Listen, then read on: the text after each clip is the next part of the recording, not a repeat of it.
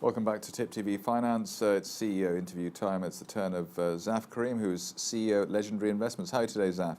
I'm well. How are you, Zaf? I'm very well. I was just, we have had what looks to be quite an exciting RNS to start the week. Perhaps you could explain it to us, because it's, I had a look at it and it seemed to be quite baffling for somebody of my limited means. I don't believe that for a second, Zach. You're not of limited means at all. The RNS was essentially about Virtualstock winning a contract with the Shelford Group, and indeed now already being discussions with the other trusts in England in terms of rolling out their procurement system. So this is a collection of NHS trusts? Yeah. The people who go around spending money in order to save our lives? Correct. So essentially, the NHS has 200 plus trusts. Each trust controls its own budget, does its own procurement, etc.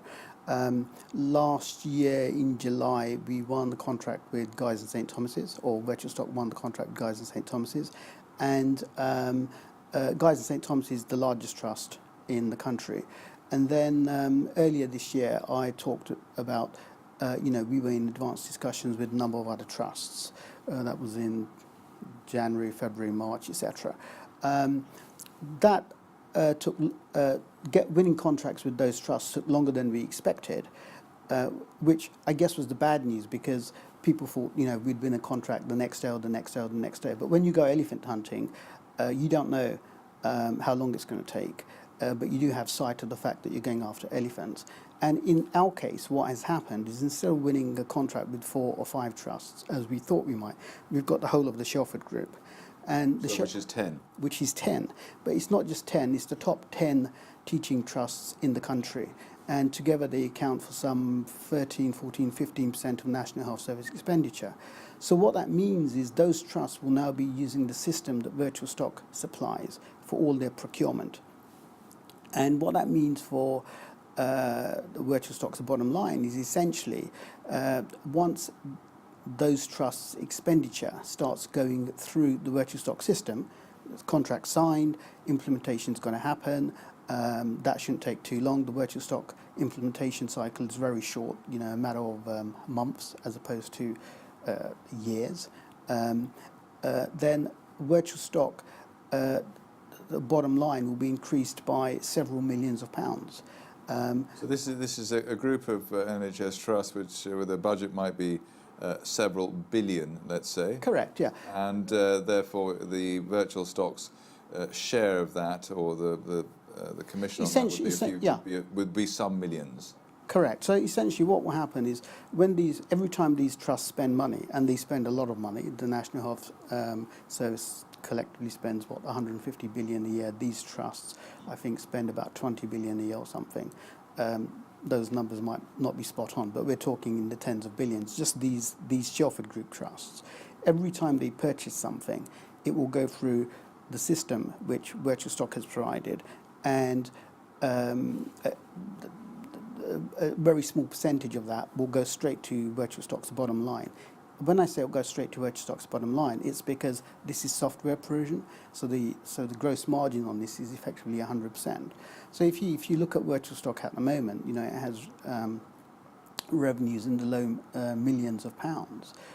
This is going to add several millions, 10, maybe 20, that kind of order of magnitude of revenues to Virtualstock, which would translate entirely into profit for Virtualstock because it's software.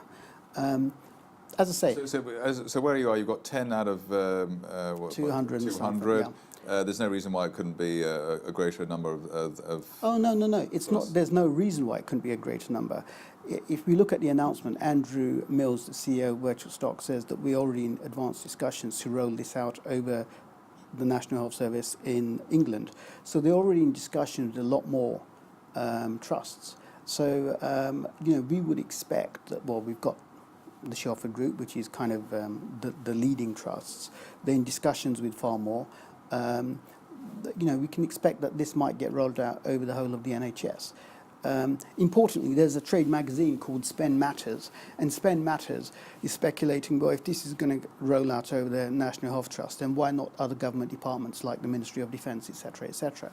So the procurement system that Virtualstock is designed may not just become the de facto for the National Health Service, and that will mean many millions, many tens of millions of revenue for Virtualstock, but it could become de facto for many other government departments as well. And any big projects, is that right? I mean, for big projects? Yeah, any big procurers. So any organisation that buys lots of things in a decentralised manner, Right. or even in a centralised manner, right. it can So be this used. is the health area, previous, Yeah. and then you can go on to different, to Ministry of Defence, etc. Yeah. And then you've also got the possibility of the retail sector, which is... Well, the retail sector uses the system the other way around.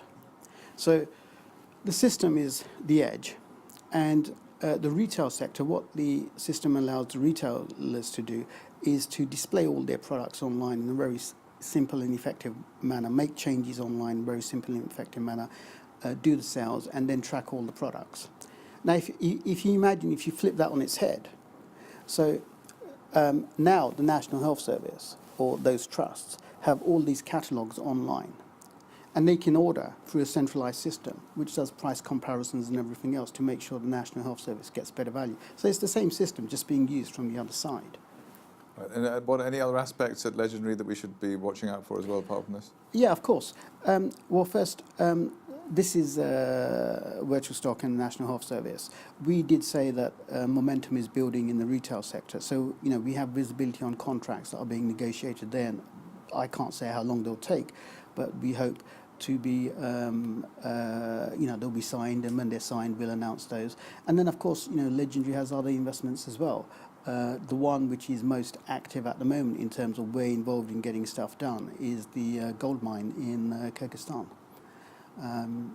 But, the announcement yesterday was about VS, and we have 7% of VS. Every time we've had the opportunity to increase our stake, we've done so. We started with about 2.5%, 2%. We're up to 7%, and we're very close to the company. And I am more convinced than ever that this is going to be an absolute, unicorn. Well, we shall see what happens. Zafar Karim, CEO at Legendary Investments, thanks for coming in today. Thank you. We'll be back after the break.